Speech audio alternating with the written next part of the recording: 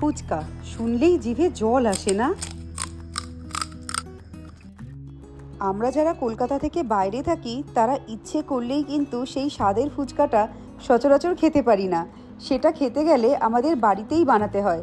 যতই বাড়িতে ট্রাই করি না কেন, সেই কাকুর হাতের মাখার মতন ফুচকা কিন্তু হয় না। লকডাউনের সময় ফুচকা বানানোর চেষ্টা করেছিলাম। সে ফুচকা কম আর পাপড়ি বেশি হচ্ছিল। তাই এবার রেডিমেড ফুচকা কিনে এনে তেলে ভেজে নিয়েছি। আর মশলার মধ্যে শুকনো খোলায় ধনে, জিরে, শুকনো লঙ্কা আর মৌরি ভালো করে ভেজে গুঁড়ো করে নিলাম। আর তেঁতুলের টকের জন্য টকটা তেঁতুলটা আমি 3 থেকে 4 ঘন্টা ভিজিয়ে রেখেছিলাম জলে। তারপর বিট লবণ, লবণ, ভাজা মশলা আর লঙ্কা গুঁড়ো, ধনেপাতা দিয়ে ভালো করে মেখে ওপরে একটা দিয়ে দিলাম গন্ধরাজ লেবু, যাতে গন্ধটা দারুণ হয়। আর এখানে আলু, ছোলা, মটর ভালো করে সিদ্ধ করে নিয়েছি। ভাজা মশলা, লঙ্কা কুচি, লবণ, ধনেপাতা কুচি, বিট লবণ আর একটু গন্ধরাজ লেবুর রস আর অল্প টক জল দিয়ে খুব ভালো করে মেখে নেব।